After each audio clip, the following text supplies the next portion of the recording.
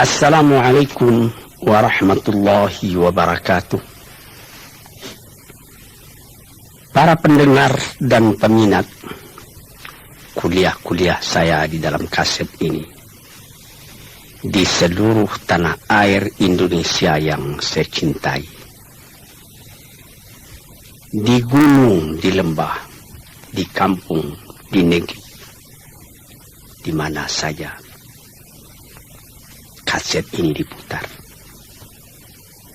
Dalam kuliah saya hari ini akan saya terangkan suatu hal pula di dalam kehidupan kita kaum muslimin yang menjadi minat daripada seluruh kita yang beriman kepada Tuhan. Ialah mengerjakan haji ke Mekah Al-Mukarramah dan berziarah ke makam Rasulullah sallallahu alaihi wasallam di Madinatul Munawwarah. Setiap tahun kita bangsa Indonesia yang jauh ini, yang disebut orang fi Syarqil Aqsa, di tanah timur yang jauh, telah beratus-ratus tahun sejak zaman dulu, masa ke Mekah masih naik kapal layar, namun kecintaan buat mengerjakan haji itu tidak kurang daripada kecintaan negeri-negeri lain di dunia ini. Saya sendiri, pada mula-mula saya naik haji di tahun 1927, dalam usia baru 19 tahun. Ketika itu harga karet sedang membumbung naik, harga getah di Jambi dan di tempat-tempat lain. Dan sewa kapal ketika itu, karena belum ada kapal udara sebagai sekarang, baru 165 rupiah pergi dan balik. Berduyun orang yang pergi. Dan waktu itu 165 rupiah pun sudah mahal. Dari tahun ke tahun, belum pernah turun sewa kapal itu. Pada tahun 1950, sesudah penyerahan kedaulatan dari Belanda kepada kita di bulan Desember 49, maka dekat-dekat bulan Agustus 1950, saya berangkat ke Mekah sebagai anggota MPH, Majelis Pimpinan Haji. Kabarnya konon sewa kapal pada waktu itu baru 7.000 rupiah pergi dan balik. Kerinduan orang buat naik haji sama saja, baik di waktu harga tiket 165 rupiah pulang balik, atau 7.000 rupiah pulang balik, atau 1,5 juta rupiah pulang balik, atau sekarang ini sudah lebih lagi, dan belum pernah turun. Namun jumlah orang yang naik haji, orang yang berminat naik haji, tidak berkurang dari tahun ke tahun. Barangkali inilah salah satu mustajabnya permohonan Nabi Ibrahim kepada Tuhan, sebagaimana tersebut di dalam Al-Quran surat Ibrahim. Waj'al af'idatan minan nasi tahwi ilaihi. Ya Tuhanku, jadikanlah hati manusia tertarik buat datang ke sana. Datang ke sana tidak sama dengan kita pergi piknik, tidak sama dengan kita menjadi turis ke Amerika, atau ke London, atau ke Paris, ke Roma, atau ke Spanyol, ke Alabama, atau ke Nebraska, ke Texas, atau ke San Francisco. Tidak sama. kita ke sana buat beribadat. Kita dipanggil oleh Tuhan. Sekurang-kurangnya sekali seumur hidup kita, man istata'a ilaihi sabila. Orang-orang yang sanggup berjalan ke sana. Sehingga ada mazhab lama yang mengatakan berjalan betul-betul sanggup hendaknya ke sana. Seketika saya naik haji bersama istri saya di tahun 1968. Ketika kami naik mobil dari Madinah akan menuju Mekah. Di tengah jalan bertemu satu orang dari Afghanistan. Berjalan kaki hendak pergi ke Madinah. Saya hentikan mobil kami. Saya turun, saya berikan sedikit hadiah kepadanya untuk perjalanannya. Menggelanggang air matanya lalu perjalanan diteruskannya juga. Semua orang yang ada agak sedikit iman dalam hatinya ingin buat pergi ke sana. Kejadian ini dapat kita ingatkan. Almarhum Presiden Soekarno sudah pernah naik haji. Kabarnya konon sampai ke makam Rasulullah di Madinah, beliau tidak tahan keluar air matanya ketika menghadapi kubur Rasulullah itu. Bung Hatta pun demikian pula. Semua telah almarhum. Malah yang paling akhir, Nyonya Fatmawati, bekas istri daripada Bung Karno. Dia berniat mulanya hendak naik haji bersama-sama dengan ayahnya di tahun 1979. Rupanya sebelum tahun 1980 ayahnya meninggal. Maka disampaikannya juga niatnya. Meskipun belum akan dapat naik haji, dia pergi umrah. Selesai mengerjakan umrah, dia pulang ke tanah air, singgah di Kuala Lumpur. Di satu hotel dia meninggal dunia. Demikianlah hati tiap-tiap orang Islam. Bagaimana kecintaannya buat pergi ke tanah suci itu. Dia tahu tanah suci tidak serupa dengan Paris, dengan London, dengan Roma, dengan Spanyol, dengan Nebraska, dengan Alabama, dan lain-lain. Di sana kalau musim panas terlalu panas, musim dingin terlalu dingin. Tapi apabila kita telah datang kembali ke tanah air, teringat musim dingin di sana, tapi di sini kita tidak kedinginan. Cuma jadi ingatan saja. Dengan segala kerendahan hati saya berkata, tuan-tuan, saya sudah pergi ke tanah suci itu baru 12 kali. Saya sudah pergi ke London 2 kali. Tidak ada niat saya buat ke London lagi, tidak. Saya sudah pergi ke Spanyol, tidak ada niat lagi buat melihat bekas Masjid Alhambra, Cordova, Granada, Sevilla, tidak. Saya sudah merasakan ributnya di New York, di Jepang, dan lain-lain.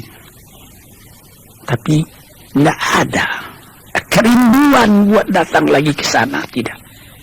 Ya, kalau datang panggilan atau datang undangan, pergi juga, tapi tidak seperti ke Mekah. Tidak dapat itu. Apakah ini termasuk yang irasional, kata orang, di luar ungkapan akal? Dan ini apakah termasuk emosi? Tidak tahulah. Tapi terbayang itu Ka'bah, terbayang sumur Zam-Zam, makam Ibrahim, sembahyang di makam Ibrahim, Allah, Hajarul Aswad, menciumnya. Puas hati pada waktu itu. Habis tawaf, berdiri ke Multazam, bergantung pada baju Ka'bah, menekur kepala tapi hati melanjut ke atas, mengingat Tuhan, memohonkan ampunnya dan ridha-Nya. Dan kalau pada 9 hari bulan Dzulhijjah wukuf di Arafah, sudah berapa kali saya wukuf, tidak dapat saya gambarkan. Tiap wukuf, tiap air mata titik tergambar padang mahsyar yang akan kita tempuh di belakang hari. Tergambar pertemuan segala manusia yang menghamparkan sayapnya di hadapan ilahi, memohon ampun dari lebahnya, memohon taufik dan hidayatnya, diizinkan pulang kembali ke tempat asalnya, ke kampung halamannya, buat menyebarkan akidah tauhid dalam kalangan umat. Apalagi kalau saudara sampai pula ke Madinatul Munawwarah, tempat Nabi kita hijrah. 10 tahun beliau tinggal di sana, berjuang siang malam menegakkan tauhid, memperkuat irfan, pengenalan dengan Allah. Tuan-tuan yang terhormat, apabila tuan masuk ke dalam Masjid Madinah itu, selesai sembahyang, tuan pergi ke Raudhah. Mula-mula tuan sembahyang di Raudhah yang dikatakan oleh Nabi, inna ma baina qabri wa mimbari raudhatun min riyadil jannah. Di antara kuburku dan mimbarku ada suatu taman yang indah, taman surga katanya. Orang berkerumun sembahyang ke sana. Sesudah itu pergi ziarah ke kubur Rasulullah, mengucapkan salam kepada beliau, karena beliau sendiri mengatakan, segala salam yang engkau sampaikan kepadaku, aku dengar sampai, dan itu semua aku jawab. Tuan-tuan yang terhormat, inilah yang dinamakan di dalam ilmu tasawuf lauk, perasaan dalam kehidupan ini. Di samping akal, di samping iradah, kemauan, ada lagi namanya atifah, perasaan. Perasaan inilah yang kita didik dengan segala ibadat yang kita kerjakan, seperti tahajud tengah malam atau ketika naik haji tadi. Tuan-tuan, saudara-saudaraku yang kuhormati, kita pun tahu bagaimana banyaknya yang harus kita kerjakan, syarat-syarat yang mesti kita penuhi. Mula-mula menyetor uang kepada bank. Sesudah kita mendapat keinginan buat pergi di store ONH, ongkos naik haji, menunggu bulannya, menunggu waktunya. Kita naik kapal terbang atau naik kapal api. Biasa kebanyakan sekarang ini kapal terbang. Dahulu dengan kapal haji 14 hari pergi, 14 hari pulang, 28 hari. Di sana kita agak 3 bulan, sekarang lebih cepat. Ke sana kita paling banyak 10 jam, pulang 10 jam, 20 jam. Di sana pun agak 40 hari atau kurang lagi. Tetapi saya juga pernah melihat kawan saya. Dia datang dengan kapal terbang ke Mekah. Selesai dia mengerjakan haji, tiba-tiba sudah lekas mesti pulang. Menangis dia. Yang lebih menjadikan kita punya air mata titik lagi waktu tawaf wada, mengerjakan tawaf selamat tinggal, selamat berpisah dengan Ka'bah itu sendiri. Sehingga ada orang yang berjalan menghadap terus ke Ka'bah walaupun dia akan keluar. Tiba di pintu akan keluar dari masjid itu, titik air mata yang minta kepada Tuhan, beri aku kesempatan lagi ya Allah buat datang ke tempat ini. Saya sendiri pun pernah waktu asar saya masuk ke Masjid Madinah. Sesudah tahiyatul masjid 2 rakaat, saya duduk. Di sebelah kiri saya kubur Rasulullah. Saya berkata seorang diri, tidak didengar oleh orang lain, tapi didengar oleh semangat saya sendiri. Ya Rasulullah, saya katakan, yang berada di sebelah kiri saya sekarang ini. Barangkali waktu engkau hidup, engkau sendiri tidak menyangka bahwa ke tempat saya yang jauh, ke tanah Sirah, Sungai Batang meninjau di tepi danau, di Pulau Sumatera. Di sana berdiri masjid-masjid. Besarnya menurut kebesaran atau kekecilan penduduk di tempat itu. Dari seberang ke seberang danau kedengaran azan memanggil buat sembahyang. Ke sana agama ini telah pun masuk, ya Rasulullah. Kami telah datang kemari. Haraplah engkau tahu. Haraplah engkau terima umatmu ini. Hati kami selalu terpaut kepada engkau. Ini salah satu perasaan yang dirasakan ketika mengerjakan haji tadi. Pernah saya ketika menerangkan hal puasa menyebut bagaimanapun kerasnya peraturan, namun dispensasi mesti ada. Yaitu seperti naik haji tadi. Ada orang tua, umur sudah lebih 80 tahun. Kalau dibawa dengan kapal terbang pun sudah susah. Duduk di kapal terbang berjam-jam itu juga capek. Seperti sudah membercerai-cerai rengkah-rengkah badannya itu kena angin. Orang yang begitu boleh menyuruhkan orang lain menghajikan atas namanya. Asal saja orang lain tadi sudah haji pula lebih dulu untuk dirinya sendiri. Malah di dalam suatu hadis yang dirawikan oleh Daruqutni dikatakan, kalau ayahmu telah meninggal, ibumu pun telah meninggal, engkau boleh menghajikan dia. Dahulukan menghajikan ibu, karena ada hadis mengatakan ibumu 3 kali Rasulullah mengatakan. Jadi dahulukan menghajikan ibu daripada menghajikan ayah kalau beliau belum haji.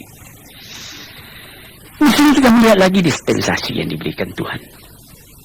Mesti gimana? Man istata'a ilaihi sabila, kita sanggup ke sana.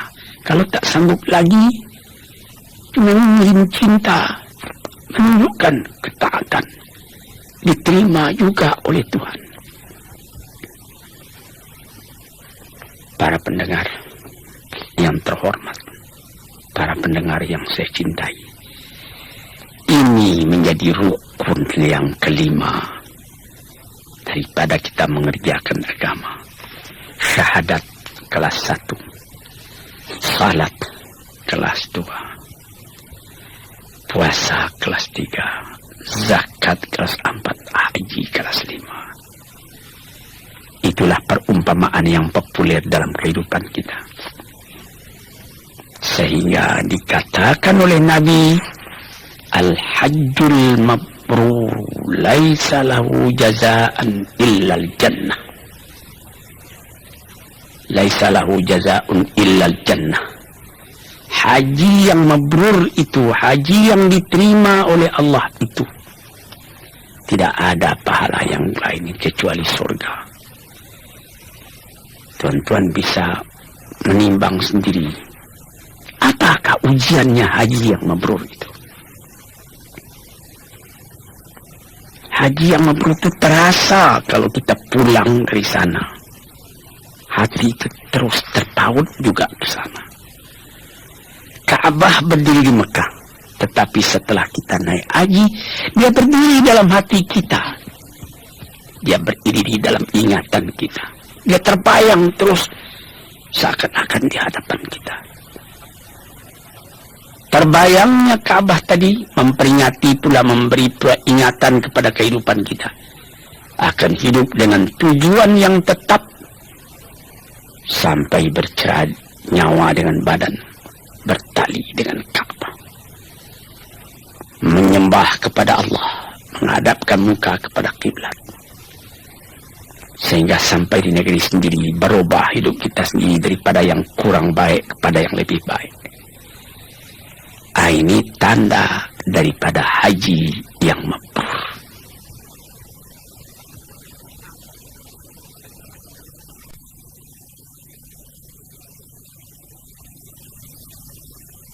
Para pendengar dan para peminat yang saya cintai,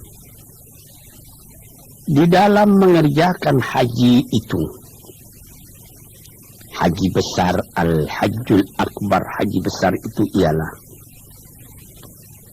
9 hari bulan Dzulhijjah ketika kita wukuf di Arafah. Besoknya 10 bulan Dzulhijjah kita sudah bergegas cepat menuju Makkah buat tawaf ifadah. Sesudah itu kita kembali ke Mina barang 2 atau 3 hari. Di dalam Al-Quran dikatakannya, faman ta'ajjala fi yaumaini fala isma alaih. 2 hari tak berdosa, 3 hari pun tidak. 5 nittaqa, barang siapa yang kuat sampai 3 hari. Yang penting sangat kita perhatikan ketika kita mulai akan naik haji ataupun umrah, yaitu haji kecil yang kita kerjakan pada setiap waktu, seperti waktu sekarang ini bukan musim haji, sebagaimana yang dilakukan oleh Ibu Fatmawati, Ibu Rahmi Hatta dan lain-lain pada umrah yang telah lalu tahun 1400 Hijriah. Maka mengerjakan haji itu kita disuruh memakai pakaian yang lain dari pakaian yang biasa, yaitu pakaian ihram. Pakaian ihram bagi kita laki-laki ialah 2 helai kain yang tidak dijahit, tidak dikarungkan. Pertama, untuk penutup aurat kita menjadi diikatkan ke pinggang. Kedua, menjadi selimut kita yang diselempangkan di bahu kita. Ini pakaian yang sangat dianjurkan ialah kain putih. Karena ini sudah terjadi beratus beribu tahun, maka telah diperbuat orang kain yang khas untuk ihram, yaitu handuk besar. Biasa dijual orang di Jeddah. Bahkan sekarang pun, pada tahun-tahun yang sudah disedia kain-kain ihram itu dijual di toko Sarinah di Jalan Tamrin. Apa hikmatnya memakai pakaian ini? Supaya terasa betul kesamaan kita di hadapan Allah. Inna akramakum indallahi attaqakum. Kamu yang paling mulia di hadapan Allah ialah orang yang paling takwa hati, paling menyerah jiwanya kepada Tuhan. Jadi kalau sekiranya seorang jenderal dengan bintang 4 dan bintang-bintang jasa yang terletak di dada, itulah tanda dia jenderal. Hari itu ungkai pakaian jenderal itu, buka, ganti dengan pakaian ihram. Kalau sekiranya seorang berpangkat tinggi, atau dia kaisar, atau dia imperior, atau dia presiden sekalipun dengan pakaian-pakaian dinas tertentu, bintang bergemerlapan pada dada, tanggalkan pada hari itu, ganti dengan pakaian ihram. Sehingga dapat kita lihat pada waktu ihram itu tidak ada perbedaan antara serdadu dengan jenderal, antara kapiten dengan letnan, antara petani dari rimba-rimba sebelah Yaman atau sebelah Najd dengan penggembala unta kaum Badui dari padang pasir, antara datuk-datuk dari Minangkabau, antara raden dari tanah Jawa, antara andi-andi dari Sulawesi, antara gusti-gusti dari Kalimantan, antara para pangeran dari Jawa, dan lain-lain. Tak ada perbedaan sama sekali. Orang semuanya memakai pakaian yang sama. Dan ada lagi tersebut di dalam satu hadis. Apabila ada orang sedang memakai pakaian ihram itu meninggal, kuburkanlah dia bersama dengan pakaian ihramnya itu. Jangan ditutup mukanya. Dikatakan bahwa nanti apabila kiamat datang, kam labista yawman aw ba'da yawm. Berapa lama yang kau tidur di sini? 1 hari ataupun setengah hari, katanya. Padahal ini sudah jutaan tahun. Apa yang lebih dulu dikeluarkannya? Labbaik, Allahumma labbaik. Dia sangka dia masih mengerjakan haji. Labbaik, Allahumma labbaik. Inilah yang kita baca selama kita mengerjakan ihram tadi. Labbaik, Allahumma labbaik. Innal hamda wan ni'mata laka wal mulk la syarika lak. Ya Tuhanku, aku telah datang kemari memperkenankan panggilanmu. Aku telah datang. Tidak ada syarikat bagi engkau, tak ada sekutu bagi engkau, esa engkau.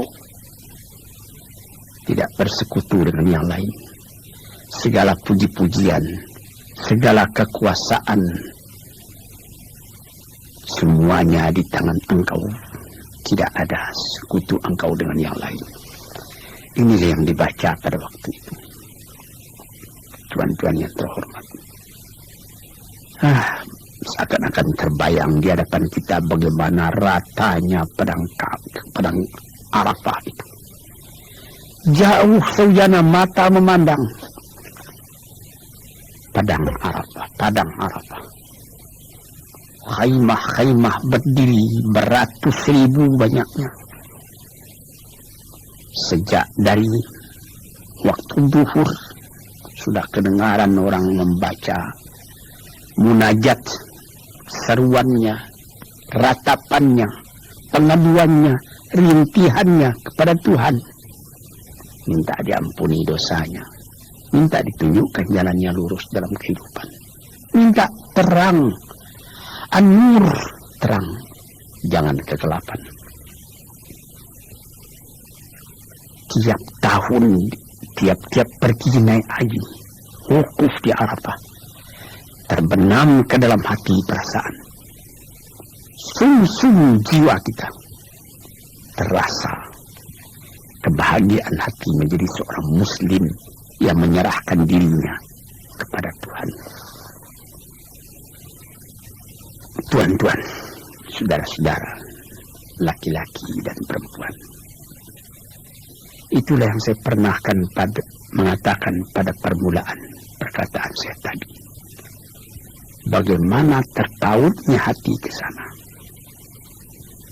hendak mengerjakan ibadat itu, dan bagaimana pula kerinduan orang hendak meneruskan ziarah kepada kubur Rasulullah, sehingga menjadi syair daripada ahli-ahli penyair mengatakan, ya Rasulullah, telah tertanam kerinduan hendak menziarahi engkau dalam jiwaku. Moga-moga Allah melimpahkan kurnia kepadaku, sehingga ringan langkahku buat pergi menziarahi engkau itu. Syauqi ila haramin nabiyil hadi, fa'asa afuzu bimaqsadi wa muradi. Kerinduanku ialah hendak pergi meniarap, menunjukkan cinta, menitikkan air mata, merindui engkau, karena engkau pun rindu kepadaku. Moga-moga tercapailah maksudku ini. Saudara-saudara yang terhormat, saya katakan tadi, haji yang mabrur itu tidak ada Yang lainnya akan dia terima, melainkan diterima Tuhan di dalam surga. Haji yang mabrur itu kayaumin waladathu ummuh. Haji yang mabrur itu membuat orang setelah selesai haji sama dengan waktu dia lahir daripada perut ibunya. Bersih dia daripada dosa. Hadirin dan hadirat yang saya cintai, yang saya muliakan. Inilah beberapa tanda-tanda daripada kita orang Islam. Dan ada perkataan peringatan yang agak keras daripada Sayyidina Umar ibn Khattab radhiyallahu anhu, sahabat Rasulullah, Amirul Mukminin. Beliau mengatakan, barang siapa yang tidak tergetar hatinya buat pergi ziarah, mengerjakan haji ke Mekah itu, saya takut katanya kalau dia mati menjadi orang Yahudi atau menjadi orang Nasrani. Sebab itu di dalam zaman yang sebagai sekarang ini, alhamdulillah zaman damai, peperangan tidak ada. Hubungan dunia bertambah dekat, bertambah rapat. Terutama dengan kemajuan adanya kapal terbang sekarang ini. 427 Boeing. Ada lagi pesawat baru yang lebih kencang.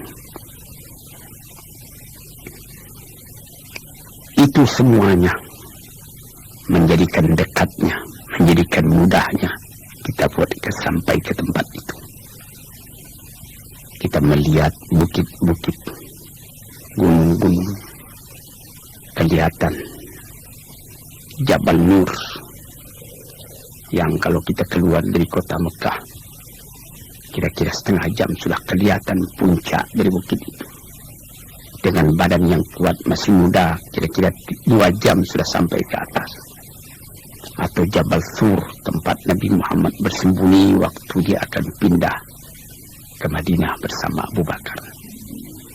Yang di situ datang ayat Thaniyah Naini idhuma fil ghari idh qala li sahibihi la tahzan innallaha ma'ana. Seketika dia berdua dengan sahabatnya Abu Bakar berlindung di dalam gua Jabal Thur itu. Orang sudah mengancam dari luar. Abu Bakar sudah cemas. Kalau Nabi kelihatan, bukan dia cemas jiwanya sendiri, biar dia mati asal Nabi jangan tersinggung. Tapi Nabi membujuknya, la tahzan, kau jangan berduka cita, Allah bersama kita. Hadirin, saudara-saudaraku, laki-laki dan perempuan, semuanya ini adalah hal-hal kejadian yang kita alami semuanya dan lekat dalam hati kita, dan kita ingin berulang kembali. Apabila kita sa'i antara Safa dan Marwah, membaca doa-doa yang maksur daripada Rasulullah. Apabila sesudah itu kita punya kepala, digunting rambut kita, tahallul namanya. Kita sudah boleh memakai pakaian yang biasa kembali sesudah pakaian ihram. Hati kita pun terang, muka kita pun jernih. Ada orang yang mengumpulkan uang dari tahun ke tahun. Ada seorang teman saya di Masjid Agung Al-Azhar. Boleh saya sebut namanya, Muhammad Tahar. Lebih 10 tahun dia mengumpulkan duit. Ingin hendak ke Mekah. Setelah hampir berangkat, uang belum cukup. Kalau ditambah 100.000 lagi itu bisa. Dia tambah-tambah. Datang tahun yang akan datang. Rupanya sewa kapal ke Mekah bertambah naik. Uangnya tidak cukup juga. Akhirnya setelah hampir 10 tahun dia mengumpul uang. Tidak cukup juga. Beberapa orang dermawan memberinya tambah uang. Di antaranya almarhum Dr. Isa memberikan sehingga cukup dia pergi ke Mekah. Tahun 1974 dia ke Mekah. Bukan main.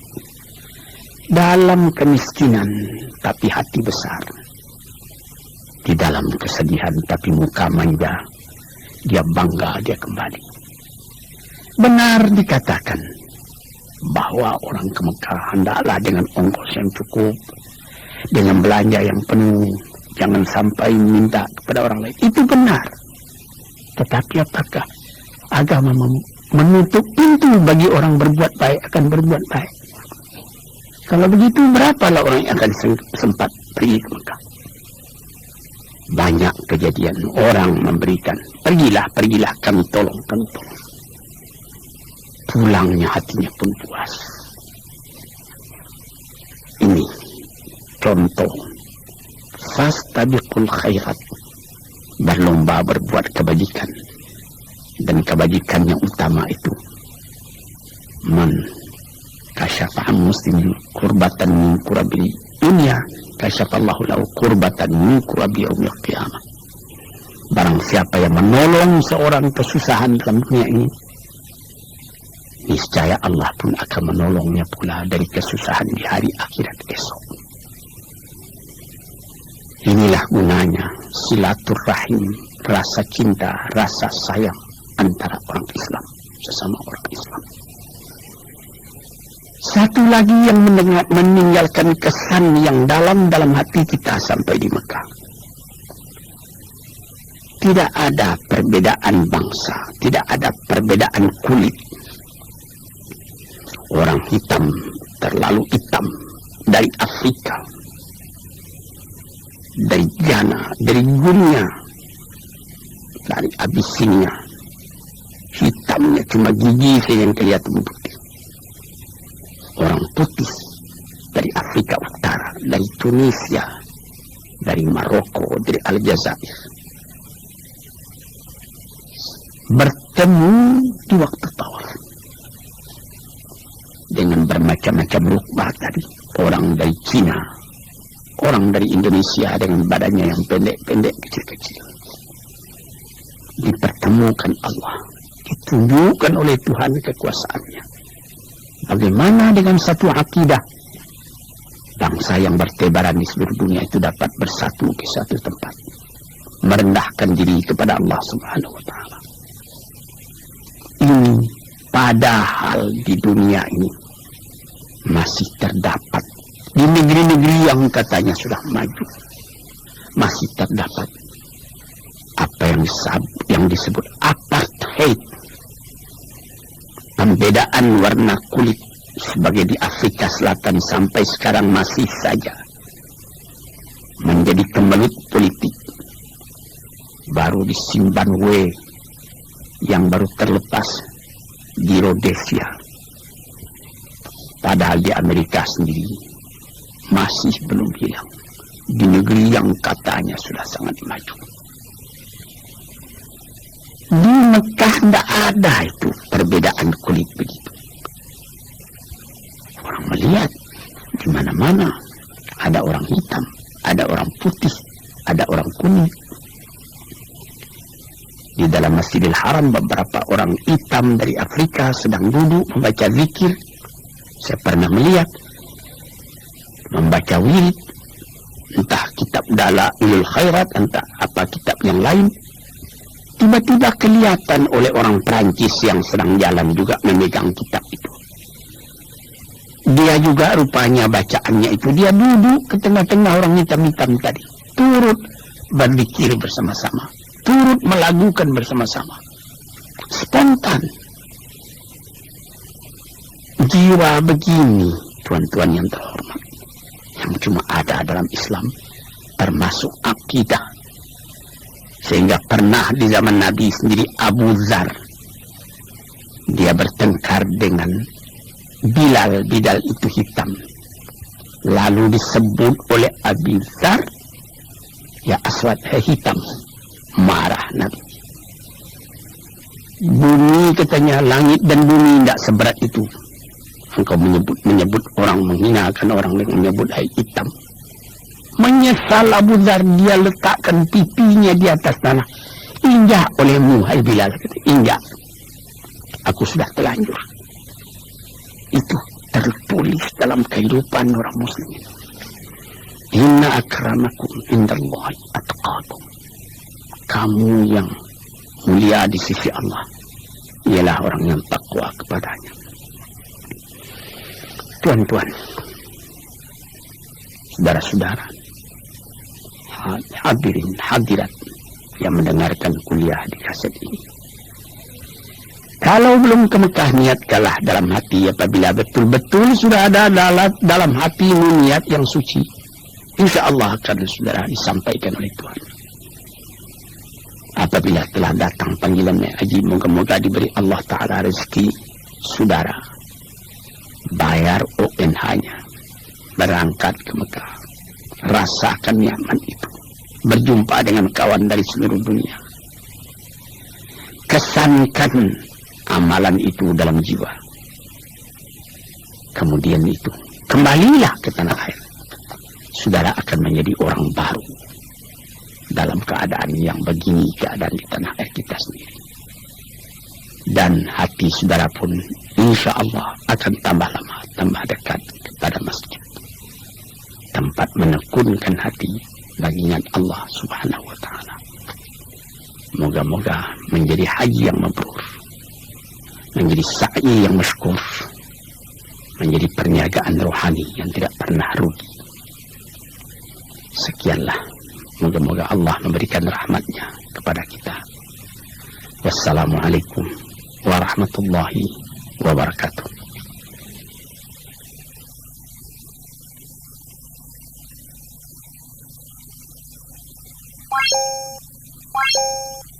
What?